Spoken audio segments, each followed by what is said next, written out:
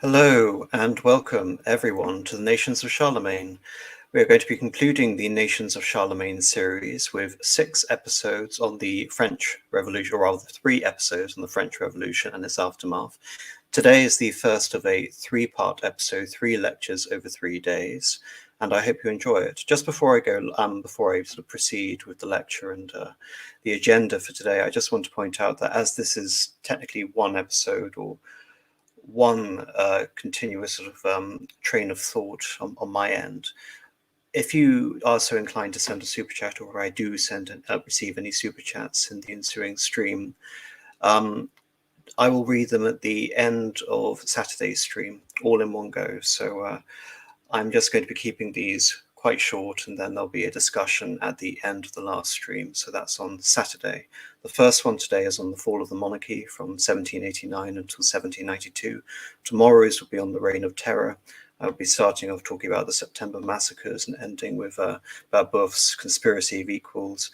And then, of course, on Saturday, I will be talking about Napoleonic France, and not necessarily the battles, but how Napoleon transformed France. That's not to say, Pellenon Whitestrick, you can't send a super chat this evening. Simply, I will read it out on Saturday. So yes, send super chats, everyone. I will read them. I'll just get around to reading them as a whole and discuss the topic in total on Saturday, if that's all right. Of course, before coming to this lecture, there are already various episodes. If you want to learn about French absolutism, there's a lecture on that. If you want to know about the final days of the Ancien regime, before we get to the last couple of years before the summoning of the Estates General, the episode Ancien regime goes right up until about 1787, 1788. So do go and watch that. Nevertheless, for people who aren't going to rewatch those episodes, I'll quickly recap what is going on before we arrive at the convening of the Estates General. Before I do that, I just want to point out today is Bastille Day. I thought it was a very appropriate topic for today, discussing Bastille Day on Bastille Day. Nevertheless, I find it fascinating in terms of an element of the modern French psyche that they do continue to celebrate Bastille Day of all days.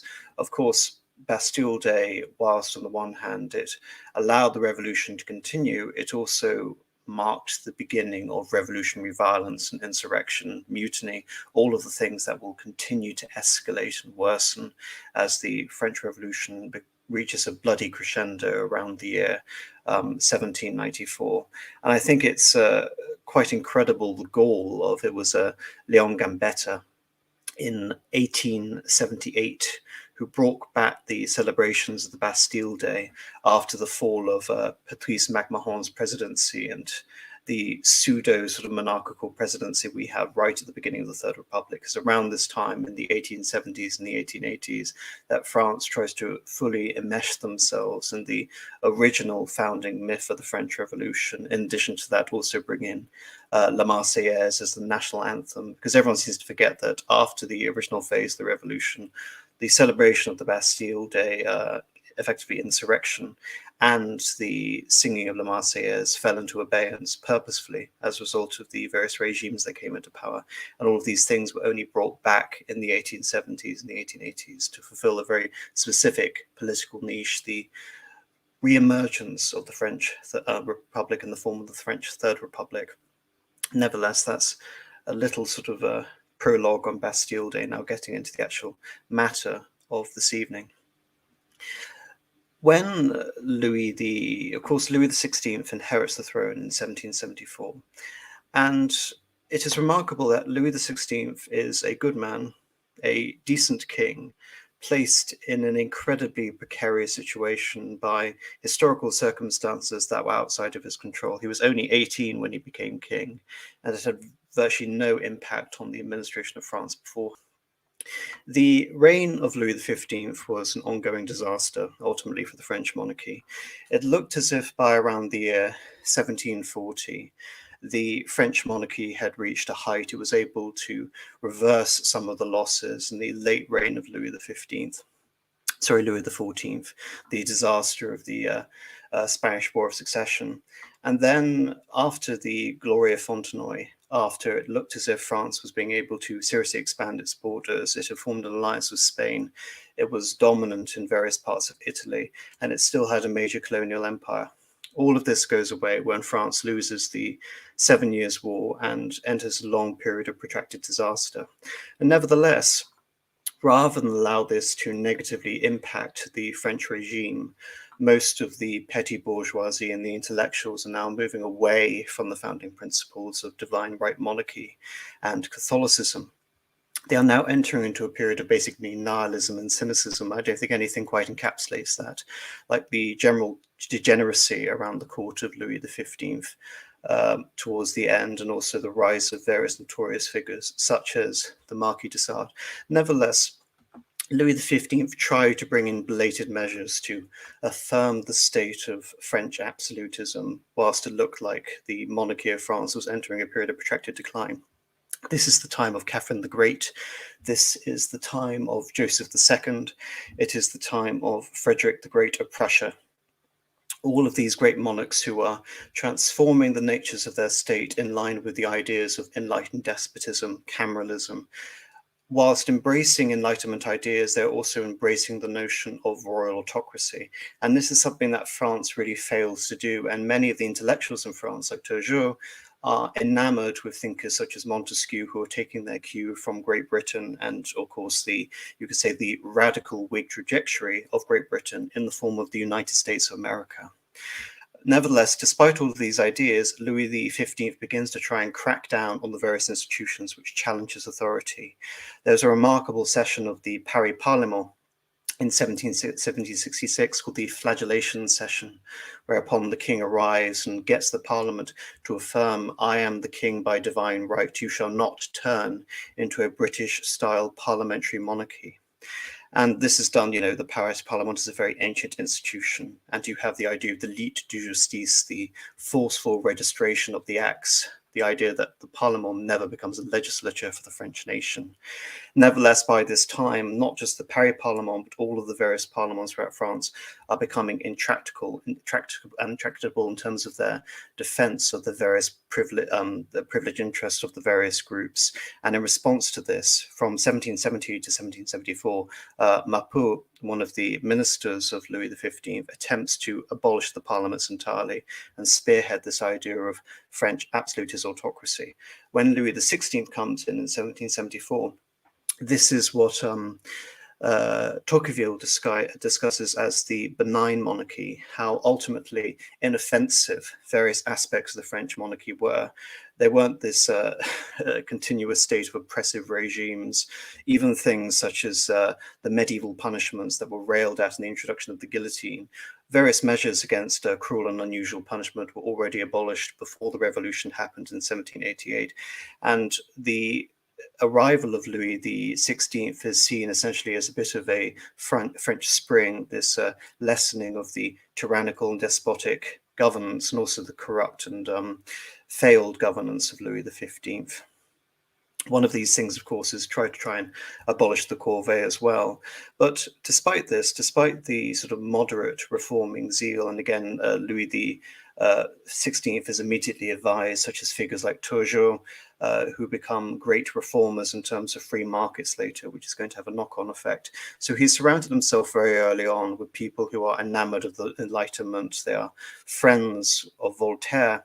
And in spite of this, when trying to place some of these policies before the Paris Parlement, which he's just restored on the basis of this new idea of a enlightened king who isn't going to rule in spite of the various institutions of the land. This is the reminder that the deputies give the king when he tries to abolish the corvée in 1776. The personal service of the clergy, i.e. the First Estate, is to fulfill all the functions related to education, religious observance, and to contribute to the relief of the unfortunate through its alms. The noble, the Second Estate, dedicates his blood to the defense of the state and assists the sovereign with his counsel. The last class of the nation, which cannot render such distinguished service to the state, i.e. the Third Estate, fulfills its obligations through taxes, industry, and physical labor. So this is the basis of the idea of the states. All of them provide one particular service to the French society at that time, the society which is later characterized as the ancien regime, as the old regime. And it's into this that we're seeing a major financial crisis rock France. We've already had an attempt by Necker and now an attempt by Calonne to come in and try and mend the situation of French finances after decades of abuse. And of course, Louis XIV participates by supporting the American revolutionaries during the American War of Independence, which has just come to an end in 1883, and by 1783. And by 1787, Calonne and Louis are trying to contrive of new ways to raise various forms of revenue. And the problem is that in the system of French absolutism, there is a fundamental legitimate lack in the sense that so much of the power vested in the king is vested in the idea of the king's person, the ability of the king to cajole, demand, and force the various institutions of the land, the various estates, to bend to his will. There isn't a constitutional mechanism yet in France which just allows for the king to rule like an autocrat in the way that it's commonly and rather superficially described as in France as an absolute monarchy. So this is something that should be understood, that the king is ultimately facing a crisis which was the making of his great-great-grandfather, Louis XIV, that in order to build this system of French absolutism, the machinery of government, which was there supposed to facilitate the rule of the country, participation in the government by the nobles, by the clergy, the estates general, etc., all of these elements have been shunted aside, and they haven't been called, in the case of the estates general, they haven't been called since 1614, so over 170 years. And all of this is to make the French monarchy appear absolute, appear supreme, not having to lean on these various institutions and governments, and the idea of falling back on the nobles to help in the governance of the state. There was a brief thaw in this just at the end of the reign of Louis XIV, when a group of reformers around Fénelon, a bishop in opposition to Bossuet, and the Duke of Burgundy appeared as if they were going to try and transform the nature of the French monarchy. And of course, this doesn't happen. So Louis XVI inherits this system of French absolutism, and he also inherits its defects. And now he has to try and find a way to allow for a fundamental change in the nature of the estates and the privileges afforded to these various groups. Because in bringing the nobility into this new role, where essentially they eschewed feudalism to serve hand on foot as the king's courtiers in Versailles, the king had to confirm their rights. Now he's attacking their rights. And this essentially opens up a radical situation in France, where you have a group of nobles who are supportive of their rights at all costs. And on the other hand, you have a group of nobles who are increasingly enamored with the ideas of the French Revolution, the ideas of Voltaire, and to a much more radical extent, the ideas of Jean-Jacques Rousseau. And these people are so polar apart in terms of what they achieve. The king enters into a situation in which there is no clear majority for either side. There is complete political impasse. And this is the situation the king finds himself when he revives an old institution under the aegis of Calonne, the idea of the Assembly of Notables. Essentially, what is the idea of the Assembly of Notables? It was supposed to bring back this idea, this pre-Richelieu idea. Of course, Richelieu is one of the great proponents of French absolutism during the reign of Louis XIII, over a century ago. It's to bring back the idea of Curia Regis, the King's Council. Higher nobles, clergymen, and judges from all across the land are there to help the king implement his proposals before sending them back to the established institutions of France, the largest one being the Paris Parlement, to force through these measures to ameliorate the financial settlement in France. And this doesn't go very well at all. Calonne's proposals include a tax reform which would have taxed the value of land. And of course, the nobility are horrified by the idea that they're going to be taxed on the value of their land. Not only is Calonne dismissed by the king, but Calonne is actually temporarily banished and he is sent over to London. Now, what does Louis XVI do in this situation? I think so much has been made of Louis XVI's lack of intelligence or imagination. I think on occasion it's quite evident that the king is able to demonstrate a considerable amount of political flair.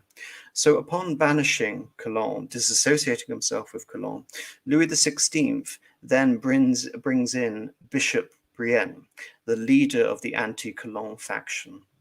In the French Assembly of Notables, his nominal opponent to bring in the king's tax reforms. And Brienne is also an ally of Turgot. He's a friend of Voltaire, has a correspondence with him. And it should also be noted that in terms of Louis XVI's sense of realpolitik, bringing in his opponent effectively to be his minister, Louis XVI also believes this man a bishop and later archbishop and a contender to be the Archbishop of France. He believes him to be an atheist.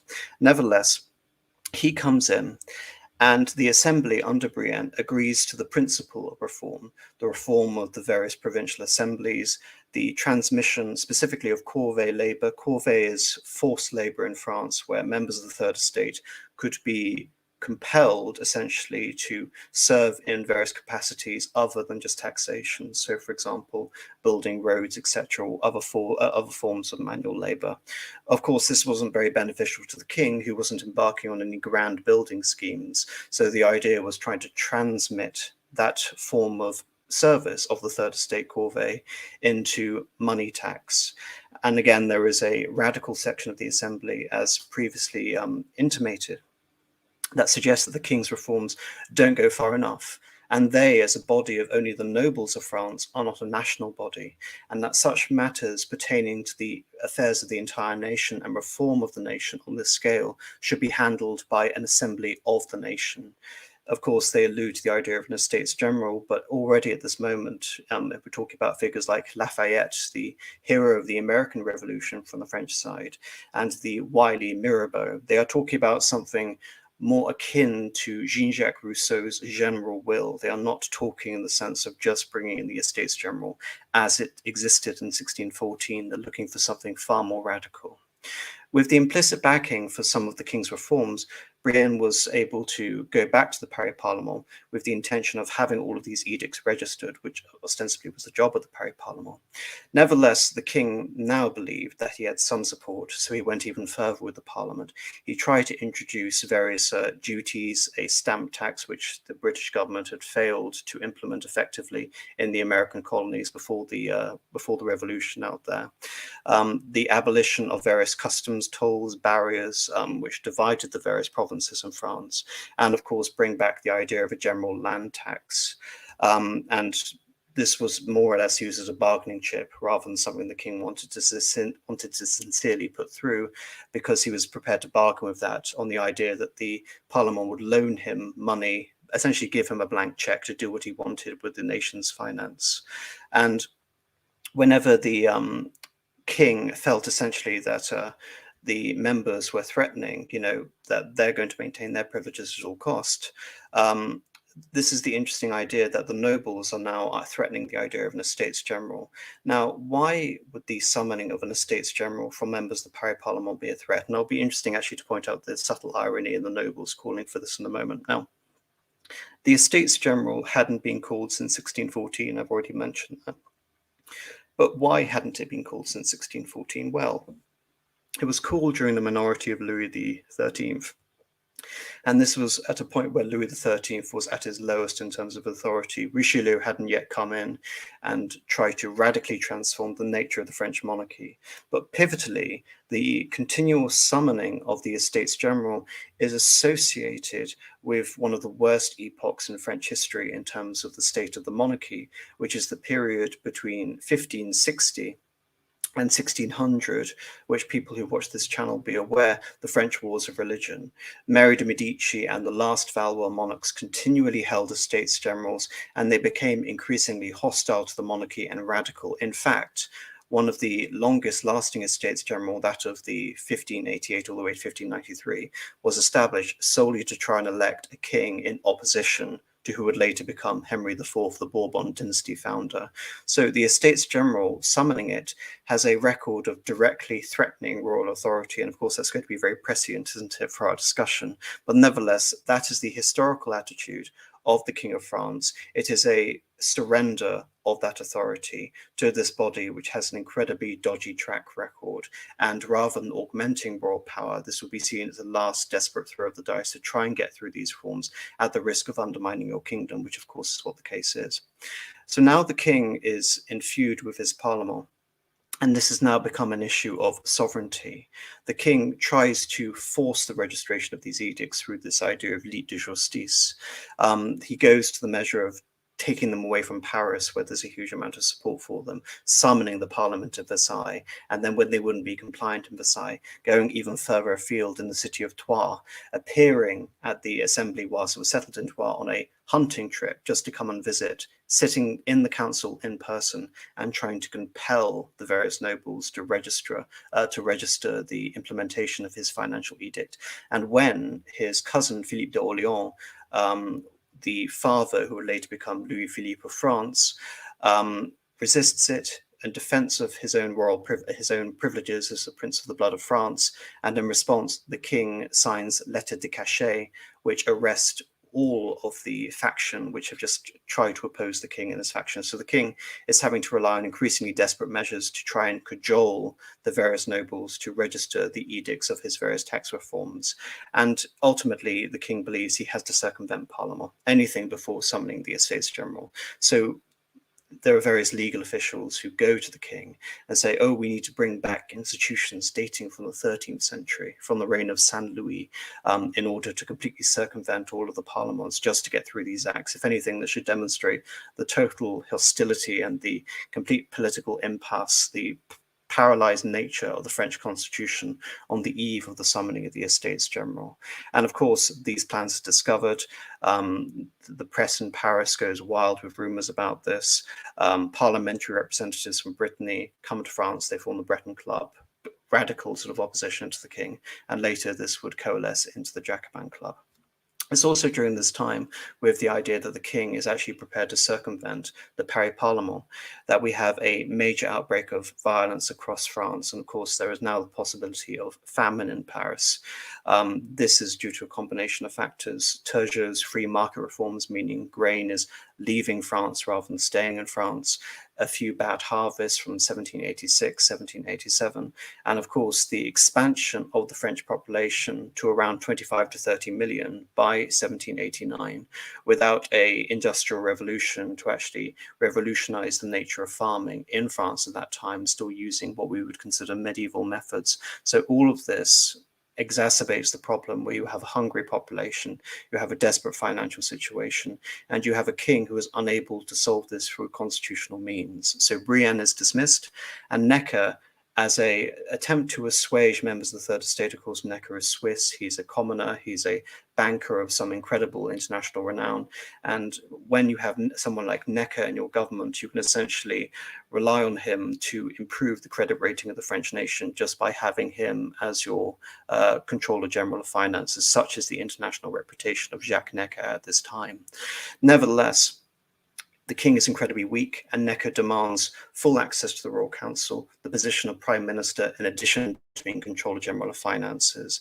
And of course, Necker is also sympathetic to these various ideas, so the king bites the bullet and accepts the inevitability of summoning the Estates General in January of 1789. Nevertheless, before then, Necker spends the autumn and the winter inspecting granaries, banning the export of wheat to forestall the grain crisis, negotiating loans, grain supplies with foreign powers, namely the Netherlands.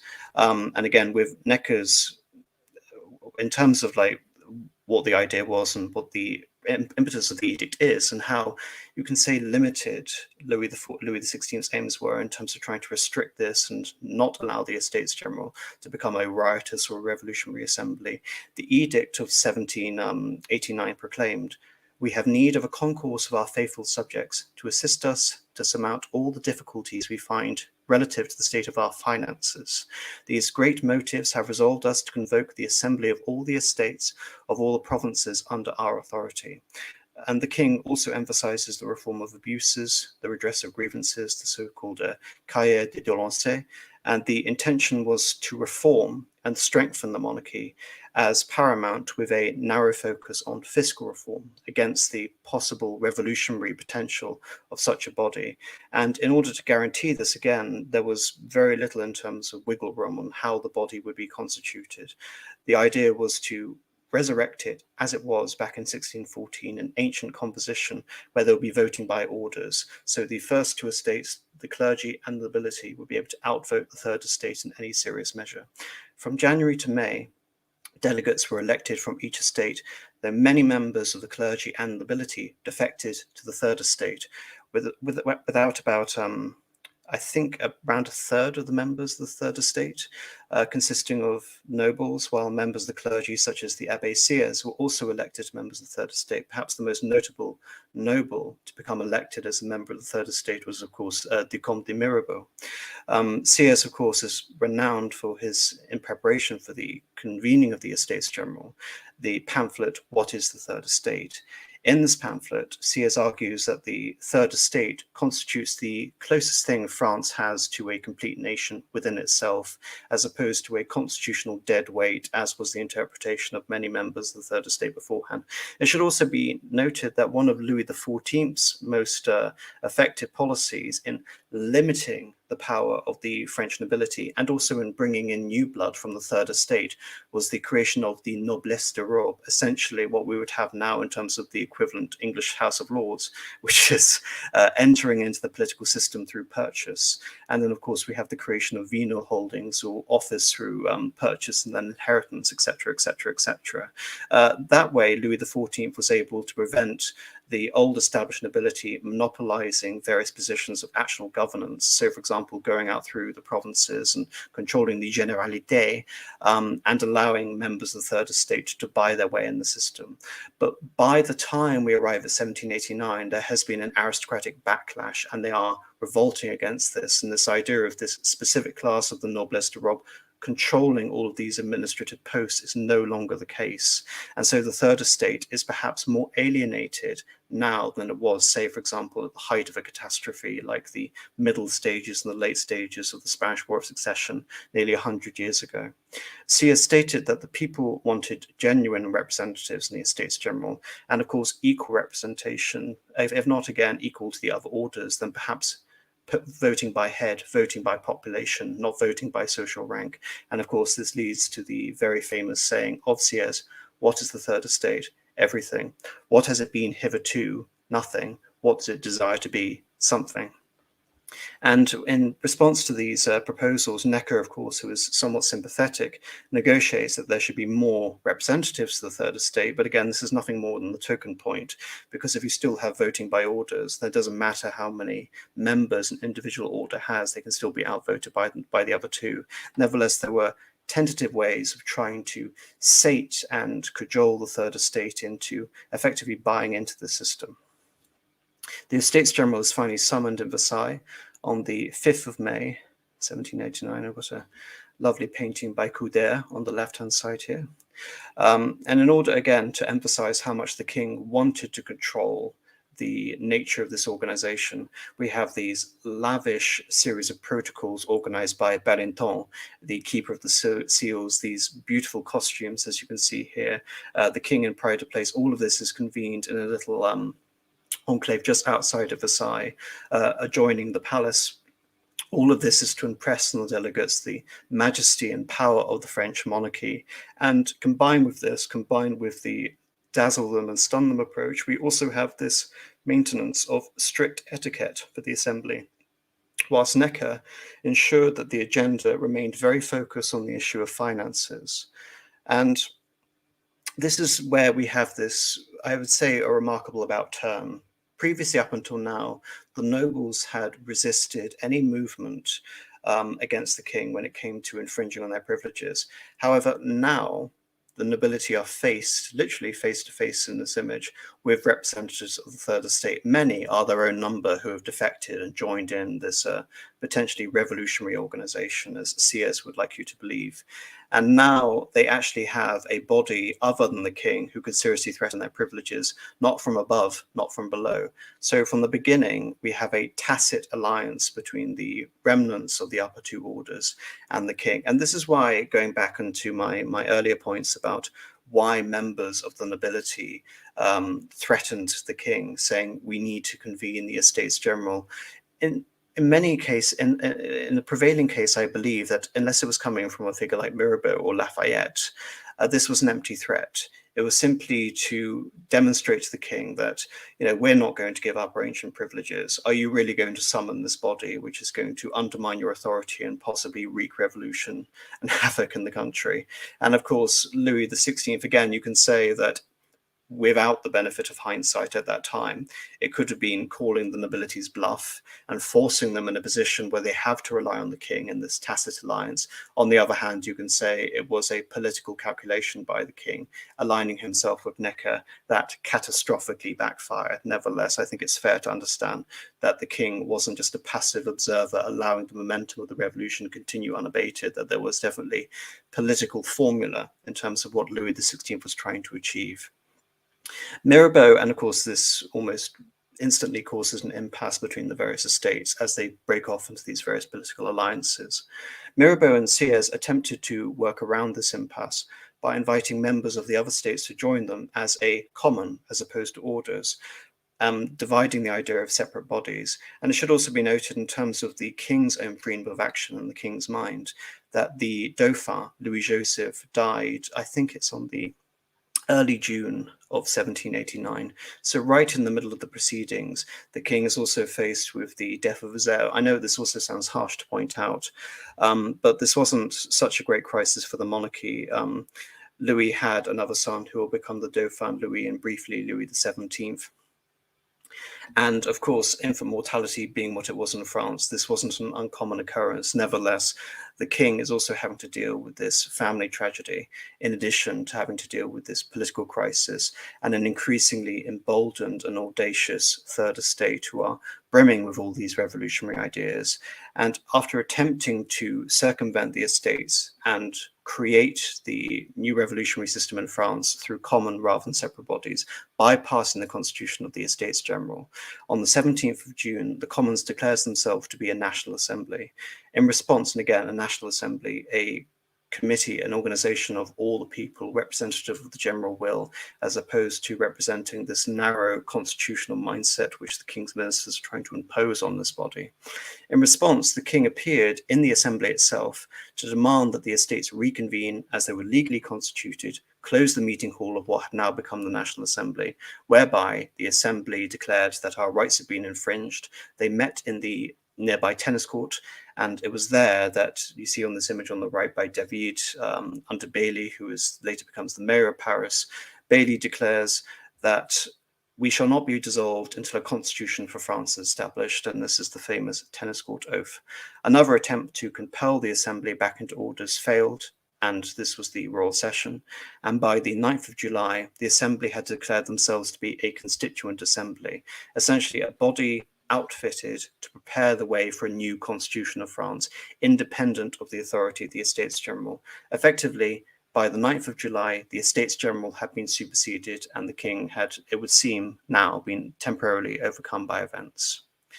Now, there was an atmosphere of sympathy and enthusiasm for the members of the Third Estate, and this had been growing since the passing of the edict which originally convened the Estates General. While the estates met in Versailles, the popular press kept Parisians abreast of developments, meetings, resolutions of the Assembly in Versailles. Nowhere was this more evident than in the intellectual salon of Philippe the Duc d'Orléans, who was also the Grand Master of the Orient of French Freemasonry at the Palais Royal. With the tacit approval of the Duke's entourage, some of the crowds gathered in the palace would actually spring imprisoned grenadiers accused of being supportive to the assembly even before the storming of the Bastille. Meanwhile, bread prices were soaring, and bakers were often accused of hoarding grain, and if they were accused, invariably some of them were lynched. And you have, combined with this, a extreme summer heat in 1789, a hungry population, and a religiously zealous and a revolutionary sort of religiosity associated with them to create a zealous population in Paris. Paris in 1789 during the summer was effectively a tinderbox. All it required was a match, and here it comes. Frustrated with Necker's failure to control the estates, Louis XVI sacked Necker and reconstituted his old council with nobles who were supposedly ultra-royalists, such as Breteuil and de Beaujolais, while royal troops were concentrated on the outskirts of Paris, many of whom were Swiss and German. Again, the fear about the members of the Royal Army, the officer corps that having French troops fire on French citizens would lead to mutiny, and this is ever present throughout the remaining 3 years. Fearing that the king was about to launch a coup with the amassing of all these troops on the border and the dismissal of Necker, who was essentially considered sympathetic to the Third Estate, Camille Desmoulins, a journalist and author of Les France Libère, played on the fear of a second St. Bartholomew's Day massacre. And of course, St. Bartholomew's massacre, all the Protestants are invited in to a wedding, the city gates are sealed, and there is a massacre ensues of all the high-ranking Protestant nobles. Those who aren't killed are captured, like who would later become King Henry IV of France, who is now Henry of Navarre. There is a precedent set in France, and playing on these fears, Desmoulins is able to incite demonstrations across Paris, and they take for their patrons and their defenders, they create effigies of Necker and, of course, effigies of the Duc d'Orléans, who is creating his rival court, his intellectual salon, in the Palais Royal.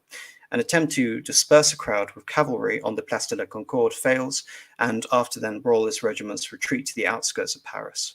Over the next few days, Parisians attacked custom posts, they seized shipments of grain and weapons, and this represents more than anything a fundamental failure in the leadership from the Paris garrison. And of course, it's during this time also that members of the French Guard, the permanent Paris garrison, some contingents are defecting, in some cases whole platoons are going over to the mutineers and what would later be reorganized as the Paris militia. And the regiment commanders are failing to commit their men in any situation, paralyzed by the fear that they're going to be mutinous and turn on them. Such a dramatic abdication of responsibility among the officers of the Royal Army led to the revolutionaries creating their own Paris militia. And this is instantly identifiable. Desmoulins had chosen the color of green, but the Paris militia ultimately decides on cockades of red and blue, the colors of the city of Paris. The militia of Paris had already stormed the Hôtel des Invalides, the main military hospital which had been established by Louis XIV, without any major resistance, and they acquired there a significant cache of weapons, and then headed to capture the gunpowder barrels at the old fortress of the Bastille. The Bastille, of course, was an old medieval fortress. It's the closest thing that France had to a Tower of London, that and possibly the Temple as well. Nevertheless, I mean, just the absurdity, if you were to transpose this into the English setting, of the Tower of London being stormed and also casually demolished in the way that it was in the French Revolution. At this point, in terms of selecting the Bastille as some sort of symbolic instrument of royalist oppression, the Bastille had 7 prisoners. The Marquis de Sade, it should be noted, had transferred out of the Bastille some 10 days earlier. And in fact, proposals were already underway for demolishing the fortress because it had superseded any military or tactical significance, as would be proved by the storming. And so the design was to create it into a public space. So that again should indicate how little the regime itself actually thought of the Bastille beyond its historical significance to them, which this is, of course, before the era of conservation as we know it now. So we have the gunpowder, which has been brought into France and stored in the Bastille, and there is a tentative symbolic significance to attacking the Bastille, so the revolutionaries make it their next target. As the crowd arrives outside, negotiations for the transfer of the gunpowder begin with Launay, the governor, and this is going to be supposedly peaceful. In an attempt to de-escalate the situation, the cannon from the ramparts were withdrawn, only to be falsely interpreted by the crowd below as loading the cannons in preparation to fire. The outer courtyard was stormed, and a party from the crowd scaled the walls and successfully cut the chains of the old medieval drawbridge to the Bastille, causing the crowd to enter and be fired on by the members of the garrison. The mob repeatedly refused to respond to the garrison calls for ceasefire. The mob, now reinforced by more mutineers from the Paris garrison, convinced Launay to capitulate. At first, he threatened that all of his men would leave unmolested, otherwise he would personally explode the gunpowder stock in the fortress. Nevertheless, the French mutineers do not agree to this. He was ignored, capitulated anyway, only to be seized, beaten, and stabbed to death, while the governor of the Hôtel de Ville, the city hall of Paris, Flesselles, was also accused of treachery by the mob and murdered. and both the heads of Launay and de Flesselles were paraded around Paris as traitors. So again, in terms of commemorating this day every the 14th of July, because this is the intensification of French violence brought on by an atmosphere of paranoia and mutiny. It's not France's best moment, to be sure. All the while this is happening, 5,000 men, royalist troops, were camped at the Champ de Mars and did nothing while the insurrection took place. Thereafter, the petty bourgeoisie militia of Paris, or the sans-culottes, distinguished by their wearing of the pantalon, or the long trousers, to distinguish themselves from the silk knee breeches or culottes of the nobility. These sans-culottes and of course derived mainly from the artisan classes of Paris, play a major role in continuing the revolution. The events in Paris took several hours to reach Versailles, but the king from the 15th, upon hearing this, convinced he could not count on the loyalty of the army, and dispersed the garrisons. Lafayette assumed control of the militia, later the National Guard. The Parisian delegates of the Third Estate established a Paris interim commune under the leadership of Jean-Sylvain Belly. Necker was forced to recall. Necker was recalled by the king some 2 days later, again in another attempt to sate the bloodlust of the revolutionaries in Paris. The royalist faction, who had been briefly in the ascendancy for 2 days, from the 12th to the 14th of July, began fleeing France almost immediately to become the first émigrés. The most prominent of the first émigrés was the Comte d'Artois, who would later become King Charles X, the king's brother, who was the leader of the ultra-royalist faction and a key ally of Marie Antoinette, and he fled to Savoy along with his 2 sons. And just like that, a large amount of the royalist cause in France was actually lost to the king, intensifying what we're going to talk about continuously throughout this, which is the king's ever-increasing state of isolation. The fears of the first émigrés were soon justified when the storming of the Bastille saw the creation of various mirror institutions and militias, communes throughout all the rest of France, leading to the Great Fear, whereby chateaux across France were ransacked and the title deeds to them burned. And this was substantiated by the residue of the same fear that led to Desmoulins declaring an impending second St. Bartholomew's Day massacre, the constant fear of aristocratic noble reprisals. Within a week, the nobility of France had been cowed, attacked, and some of its leaders exiled and killed. Perhaps the most visceral example of this was the murder of Douay, Necker's successor as the Controller General of Finances. He was captured and taken to the Hôtel de Ville, ignoring the entreaties of Bailly and Lafayette. The mob attempted to lynch him, only to end up beheading him. As a demonstration of the new ascendancy of Lafayette and the National Guard, the Bastille, as a symbolic monument of oppression for the revolutionaries, was dismantled, and the key to the Bastille was offered as a gift to Lafayette's former military comrade out in America and now President George Washington. The triumph of the revolutionaries was confirmed when Lafayette presented a modified revolutionary cockade to Louis XVI. The red and blue of Paris was now separated by the Bourbon white to represent the monarchy and its new relationship with the revolutionaries, ushering in a constitutional period which would last for the next 3 years. Right. Just give me a second. The newly empowered National Assembly, now the provisional legislature of France, was quick to exploit the king's weakness to pass a series of radical reforms, passed with little comment or debate on a wave of revolutionary enthusiasm. The reforms of the 4th of August of 1789 nominally abolished feudalism in France, and with it its ancient seigneurial privileges afforded to nobility such as manorial courts, the corvée, venal holdings, and the privileges of the clergy, including the abolition of the tithe, the suppression of annates or annual income for various ecclesiastical benefices to a bishop, and indeed some of the income of the Pope, while plural benefices were abolished for individual clergymen, so one bishop, one diocese. And this isn't just consistent with the aims of the revolutionary, this is also consistent to the desires of reforming clergymen, many of who joined the revolutionaries to try and achieve these aims. Moreover, the regional character of France with its individual parliaments was abolished, and France was centralized, facilitating a process that had constitutionally begun in earnest nearly 300 years ago during the reign of Francis I, when he established the Generalité in the first place, the old provinces.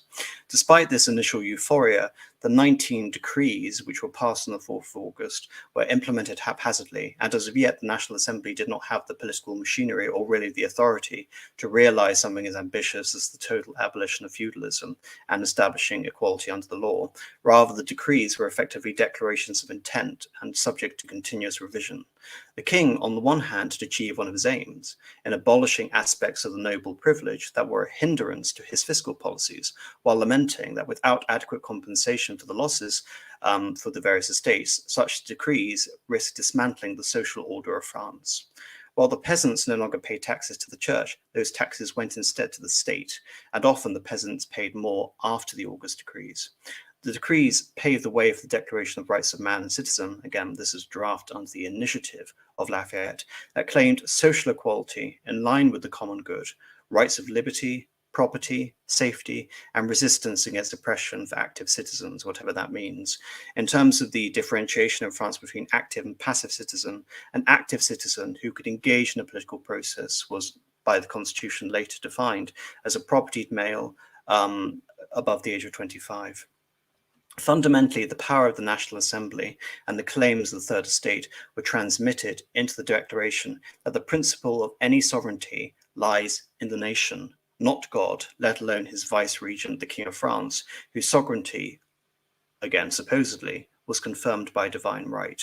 The emphasis of national sovereignty, common good, and natural rights bear the indelible marks of the process that had begun really since John Locke, and culminating with the radicalism in terms of its French vein, with Rousseau in terms of the end point of these Enlightenment thinkers. And of course, many of these thinkers are carrying the works of Rousseau essentially as a revolutionary catechism.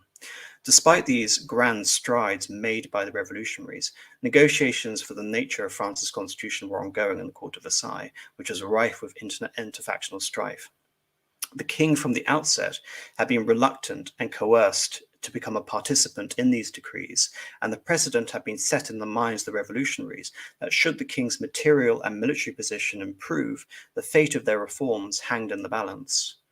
The royalists were keen to have all constitutional deliberations kept away from Paris, which was under the control of the revolutionaries. The idea of the king's veto in particular spooked the revolutionaries. The Palais Royal remained as a rival revolutionary court in Paris, with the idea of claiming that the idea floating around of the king essentially, sorry, I have to repeat that, I'm misreading it. The idea of the king's veto in particular spooked the revolutionaries. The Palais Royal remained as a rival revolutionary court in Paris, and the idea came about of claiming the king after the storming of the Bastille, that unless we have control over the king, we do not have control over the government. The king was barely protected in Versailles. Relying on ceremonial units and anticipating his weakness, the king reinforced Versailles with troops of the regular army from the Flanders detachment. As they arrived to declare their fealty to the king, a lavish ceremony was held in the Opera House of Versailles.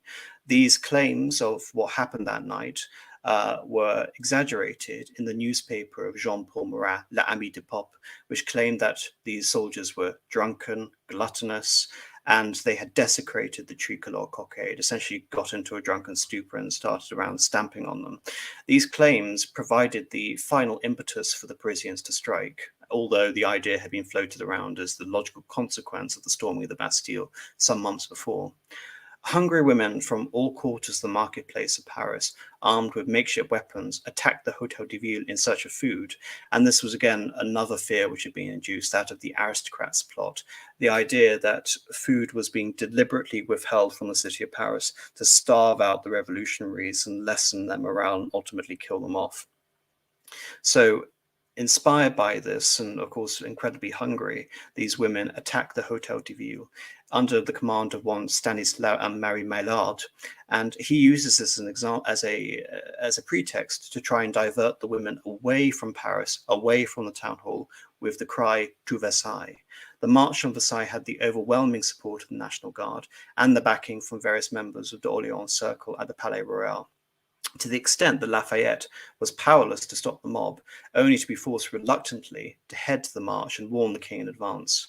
Most quarters were agreed that locking down the king in Paris Placing him under the protection of the Guard would forestall a royalist counter-coup and facilitate the smooth formulation of a revolutionary constitution, not to mention the possibility of converting a reluctant king to earnestly embrace the revolutionary cause.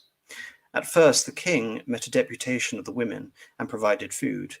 In one case, one of the women actually fainted in his presence, assuaging some of the moderate marchers, but many remained, believing that the queen would force the king to renege on any agreement, followed by shouts of "kill the queen." Of course, this is Marie Antoinette.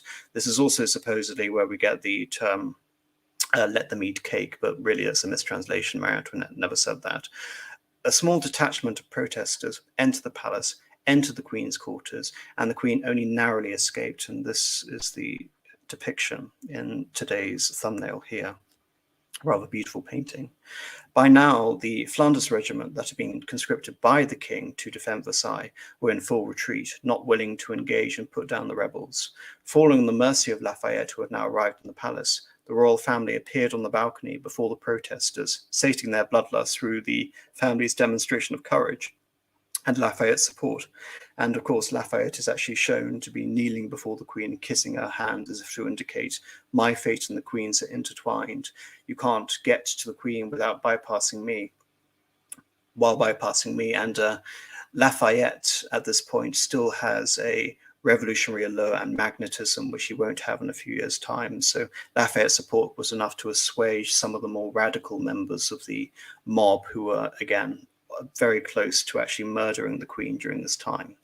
Nevertheless, Lafayette, despite supporting the monarch, the time of the monarchy in Versailles was over, and instead they were brought effectively interned in the Tuileries Palace.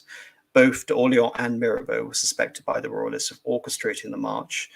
In the case of d'Orléans, he was specifically selected by the hardline royalists around Louis as trying to orchestrate this entire thing to either result in his own dismissal, elimination, and to be replaced as King of France by d'Orléans, which ironically is what happens in 1830 with his brother Charles X. The whole idea of a dynastic struggle mirroring this supposedly revolutionary struggle is something that's on the king's mind. Nevertheless, the direct orchestration of this march by d'Orléans was never proven decisively, albeit it is very likely that his agents provocateurs were there orchestrating various things in the march, and he definitely provided peripheral support to the movement. After this, d'Orléans would join the Breton Club, which would later rename itself unofficially as the Jacobin Club after their meeting place in the Jacobin monastery. Both Lafayette and Bailly, who received the family in Paris, had now wedded their political futures to the king, hinging on the success of this new experiment to transform the sovereign King of France, the lord of 25 million subjects, into a revolutionary citizen king of the French people, as ridiculous as that sounds, but nevertheless they did try it. Just get to, yeah. When, with the king an effective prisoner of the government, the issue of public finances hadn't gone away. Rather, France was effectively bankrupt. Necker had returned to serve the king as prime minister after the Bastille, where his popularity was at its height. In a little over a year, Necker was arrested and banished from France by the National Assembly, who had taken over most financial affairs from the king. Necker's most fierce opponent were the Abbé de Talleyrand, a figure who's going to play a very prominent role later on, and Mirabeau. Marat, in particular, the author of L'Ami de Pop, rather the editor, laid the blame on Necker for France's food shortages and involved him in this idea of the aristocrats' plot to intentionally starve people. To resolve this issue, Abbé de Talleyrand proposed in November 1789 to categorize various property as biens nationaux, or goods of the nation. Having already abolished the tithe, the anti-clerical revolutionaries now targeted France's ecclesiastical property, effectively confiscating church land to be seized, auctioned off for sale, to service the debt of France and for any other new financial ventures that the French state may necessarily want to go on.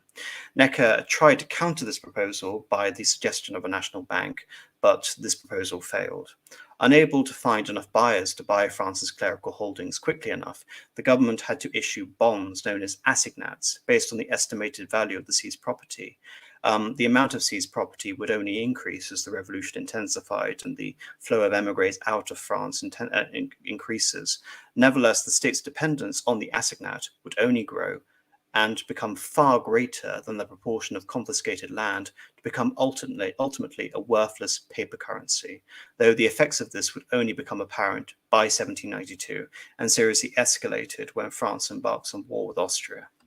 With the constitutional framing ongoing throughout 1790 and 1791, Lafayette placed himself as France's new revolutionary hero at this orchestrated event to celebrate the first Bastille Day, the Festival of the Federation, Les Fêtes de Fédération, comprising of all the revolutionary federations from the provinces, the National Guard, the National Assembly, during which there was a huge popular feast. And this was essentially an illusion to mark the solidarity of the French nation behind the revolution, to mark the reunification of all the estates into the idea of a national body, that is France, and all in service to the revolution and indeed their king, as if to mark a new era of peace and prosperity. Talleyrand himself officiated over the grand mass of Thanksgiving, as essentially as the festival's high priest. At the festival, the king declared, and this of course is the origin of Bastille Day, I, King of the French, swear to use the power given to me by the constitutional act of state to maintain the constitution as decreed by the National Assembly and accepted by myself. So gone are now all the pretenses to King of France. Now we are using the term King of the French by right of the Constitution and the state, as opposed to God or any other higher authority. The king has effectively circumvented all sacred meaning in the monarchy and confined it to this narrow constitutional setting in which he adopts the role of the citizen king. The framing of the constitution in the aftermath of the fete began to divide the revolutionaries. On some principles, they were all agreed, namely national sovereignty. France's regional system of powers was abolished in early 1790 and replaced with a standardized and centralized system of administration that replaced all the old systems and provinces, or généralités. In their place were the départements. These departments were broken up, broke up the older traditional regional identities to emphasize control. So where departments were small enough to be controlled by a single regional center, often that the local government there could ride out and quell any opposition within a single day. Even the old regional names were removed and replaced by geographic features, even in Paris, which became the Department of the Seine. At first, France was now divided into 83 such departments without supposedly any overlaps to these older regional identities or authorities or bodies.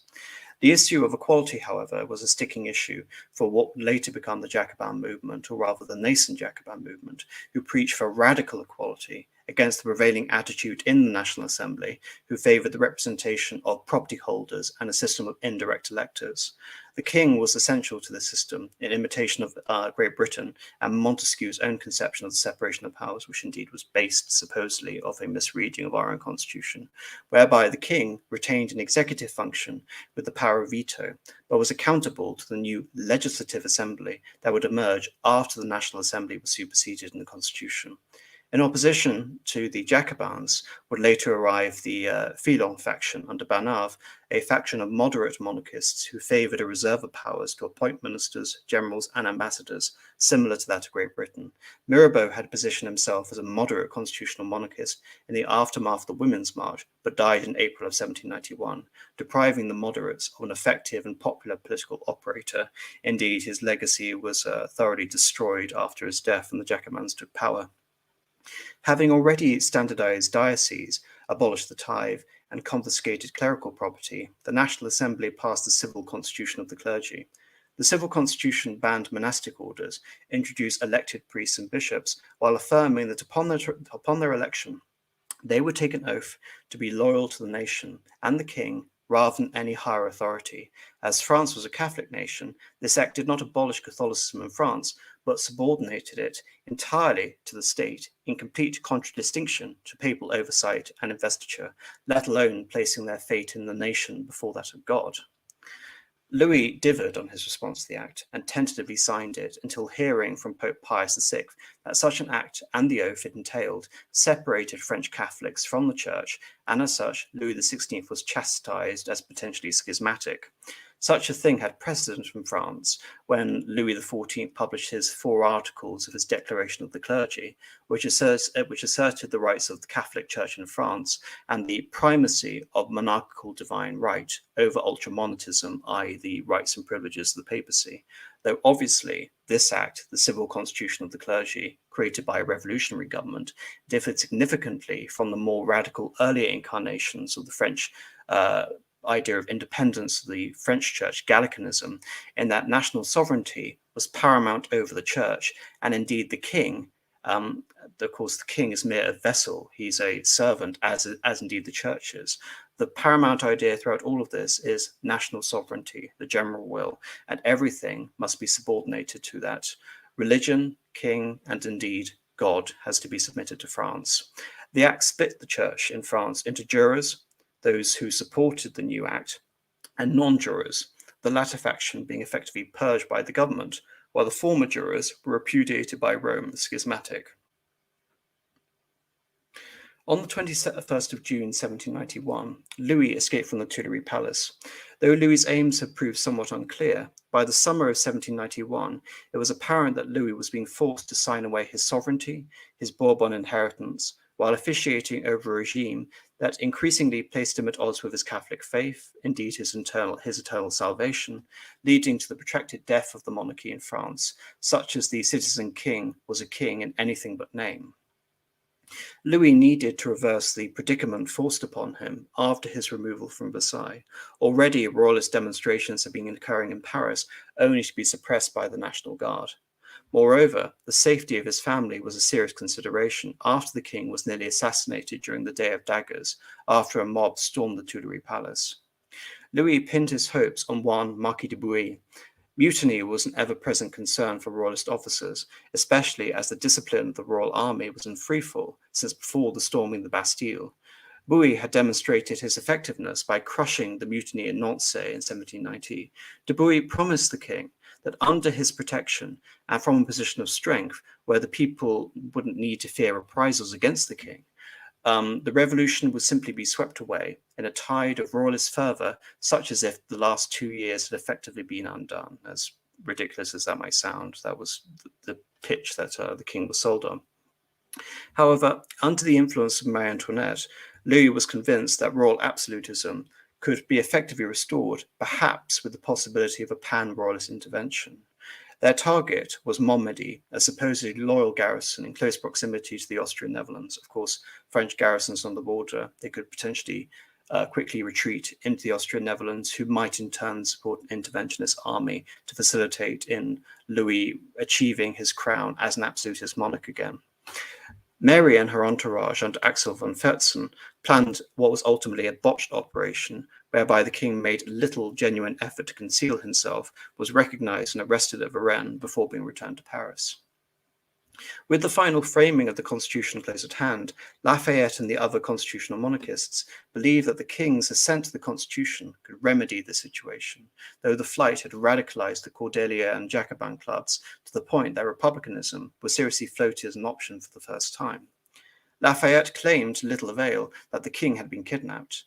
The original Republican protest was badly organized, and the Jacobins withdrew their early support from the Cordeliers to precipitate a more radical protest to drum up support for a republic. Brissot organized the protest alongside Desmoulins and Danton on the Champ de Mars, where exactly a year before the Festival of the Federation was held. Fearing that the protests had been infiltrated, 2 people were lynched by the crowd, providing Bailly and Lafayette with a pretext to disperse the crowd, only for the crowd to reassemble and throw stones at the National Guard, who fired into the crowd, killing between 10 and 50 protesters. The action on the Champ de Mars split the revolutionaries definitively. The moderate Jacobins and constitutional monarchists became the aforementioned Feuillants group, while the radical Jacobins and the Cordeliers formed a new Jacobin grouping. In the first elections to the French Legislative Assembly, established by the Constitution, the centrists and the Feuillants faction won over 80% of the vote. Concurrently with the first constitutional elections, the King of Prussia and the Emperor of Austria pronounced the Declaration of Pillnitz. The failure of the flight and the house arrest of Louis disturbed Marie Antoinette's brother Leopold II of Austria, who invited other European sovereigns to demand the freedom of the king, while also responding to the prompting of the French émigrés who were out there influencing the king and petitioning on behalf of Louis XVI's rights. At the time, the great monarchs of Central Europe, be they Russia, Prussia, or Austria, were more concerned with the reinvigoration of Poland and the results of a war with the Ottoman Empire, to the extent that their concern for the safety and liberty of the king served as little more than a footnote to this declaration. Nevertheless, it was enough to radicalize the revolutionaries further by taking their first steps towards expanding the revolution, and doing this first by seizing Avignon from the Pope. The path to war in April of 1792 with Austria followed a similar pattern of securing the revolution through a progressive series of escalations. At first, Paris was secured for the revolutionaries in response to the threat of a second Bartholomew's Day massacre, though securing Paris wasn't enough while the king was at liberty, and so the king needed to be secured for the revolution to succeed. After winning various victories for the French state at the expense of the nobility, the localities, and the church, the king escaped, leading to a further escalation, playing on the fears of the more fervent revolutionaries, since the mass exodus of émigrés had led a foreign intervention party, lobbying foreign rulers with only token success as of yet for an invasion. At the same time, the potential loss of the king concerned the constitutional monarchists, who had pinned their prospects to and framed the constitution around his enduring presence, while fearing that an emergent radical faction who could and indeed would ultimately eliminate them in the king's absence. At the same time, the Austrian alliance and marriage were incredibly unpopular and symbolic of France's decline, since her failure in the 7 Years' War was intimately associated with that alliance. Austria and the Holy Roman Empire more broadly was the conventional enemy of France, who possessed many territories which had been object of French desire since at least the reign of Louis XIV. Belgium, what is now Belgium, what was then the Austrian Netherlands, Brabant, and the left bank of the Rhine, not to mention the unsettled question of French sovereignty in Alsace. Increasingly, the notion of the natural boundary of the Gauls had played a part in the neoclassical perceptions of the French Revolutionary Party, especially the Jacobins, as they were about to split into pro-war and pro-peace faction. While war divided the Jacobins, with Brissot, now a Girondin, agitating for it, and Robespierre preaching against it, the war ought to reverse the many humiliations suffered by France in the previous 3 decades. Terminating any last vestige of foreign influence made France not only greater, but sovereign, her revolution expanded and secured, and her king captured as the citizen king of the French, and not a source of foreign reactionary agitation against the French people. Such was the aim. The French invaded the Austrian Netherlands at Namur, Mons, and Tournai, and, completely contrary to this, met with absolute disaster, with 2 of the French armies defeated and Lafayette forced to retreat. Nevertheless, the Austrian army of the Netherlands was too small to launch an offensive into France, and so the Austrians activated their Prussian alliance, whose army command was quickly given to the Duke of Brunswick as overall Allied commander. Quickly, the Allies bickered over what would become of the second partition of Poland, allowing the French to recover. The Assembly attempted to increase their hold over the king and purge France of potential traitors, namely the non-juror priests, while allowing various priests to be denounced and arrested as traitors on the hearsay of their congregations. The king's own royal guard was removed. The king vetoed the measures against the clergy, though the Friedland faction began to collapse, and the king found insufficient support to maintain his rule. His main ally was Demois, who was sent to rescue the situation on the front, while Lafayette attempted to mediate the dispute in the Assembly, only to be accused of Caesarism, demonstrating the total collapse of his political influence. And again, it should be noted that one of the fundamental facts which dooms the king, in addition to all of this, everything that had been set up, and of course the aftermath of the flight to Varennes and the radicalization of the revolutionaries, was the king's inability, whilst the regime continued, to win battles. And this also goes hand in hand as to why Lafayette was so humiliatingly humble during this time. The failure of his operation into the Austrian Netherlands, his retreat, and then again his attempt to try and mediate the dispute in the Assembly, and the accusations of Caesarism all indicate that it's not only the king and his political authority which is waning, but also Lafayette and those who are supporting him. In an attempt, and of course it should be noted that Dumouriez won the Battle of Valmy right at the inception of the French First Republic. Had that battle, say for example, been a few months earlier, there was a chance that the king could have survived. In an attempt to overturn the king's vetoes, Jacobins instigated an insurrection. An armed mob stormed the Tuileries on the 20th of June 1792. Despite the king and the queen being at mercy of the mob, the king refused to overturn his veto power. Unable to intimidate the king, the insurrection collapsed. Lafayette once again came to offer nominal support for the king, who by now recognized Lafayette as political poison and a liability. Moderate Republicans who were split from the Jacobin movement and were now the pro-war faction, the Girondins, offered to make some form of common cause with the king, to be invited in as ministers. However, the king was unwilling to receive their support either. The king was therefore politically isolated. His isolation and unwillingness to make common cause with the war party galvanized republicanism throughout France and intensified fears that the king was waiting for deliverance by foreign powers. As the war continued to go badly for France, the Fédérés, or the war volunteers, joined the army throughout France and passed through Paris on their way to the northern front. The leader of the Cordeliers faction, Georges Danton, exploited the influx of fresh troops to recruit them over to the cause of republicanism, many of whom joined the National Guard, who expanded its membership beyond the artisans sans-culottes, or the petty bourgeoisie. The king, without supporters, without his constitutionally granted bodyguard, and faced with a growing armed radical movement in the capital, was dealt a death blow by the Brunswick Manifesto, a threat of reprisals against the citizenry of Paris should they infringe upon the welfare of the royal family. While Pillnitz had been a tokenistic gesture, the Declaration of Pillnitz, the Brunswick Manifesto was a declaration of intent by a war leader within striking distance of Paris, and indeed, a few days after this, he had invaded France. Though it is difficult to see a scenario in which the monarchy could have survived under these circumstances, the manifesto provided the justification and the support for the Republicans to seize power as they had already intended to do, and indeed were planning on doing so. Danton's Revolutionary Committee established itself in the Hôtel de Ville to direct the insurrection against the Tuileries, and on the morning of the 10th of August, attacked. The palace was already fortified in anticipation of such an attack, and was garrisoned with the King's Swiss Guard, who had served the king since the reign of Louis XI. Some elements of the National Guard were also there, and they quickly defected. The king fled rather than defend the Tuileries. Amid the confusion of his order not to resist, the Swiss Guard were massacred by the insurgents. The king and his family were taken under armed guard to beg sanctuary from the Legislative Assembly. From this point on, the monarchy had effectively ceased to exist. And this is the end for the first segment of the three-part series on the French Revolution. I hope everyone enjoyed it. Just to say, for those people who have very kindly sent super chats this evening, that there will be a discussion portion and a reading of the super chats on Saturday after I complete my lecture on Napoleonic France. So please come back then and I will read your super chats and I will answer your questions to the best of my ability. Other than that, it just so happens that there's been a bit of a spontaneous coincidence. I think this is more to do with the fact that today is Bastille Day rather than anything else.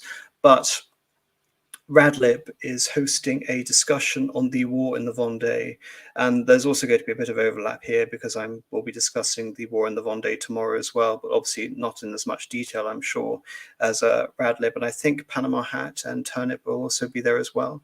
So everyone go and check out that channel and subscribe to Radical Liberation and watch that discussion on the war in the Vendée. And I will see you tomorrow at 9 p.m. to discuss terror and virtue, virtue and terror, the reign of terror in France, the Jacobin ascendancy, their rise and their fall. Good night, everyone.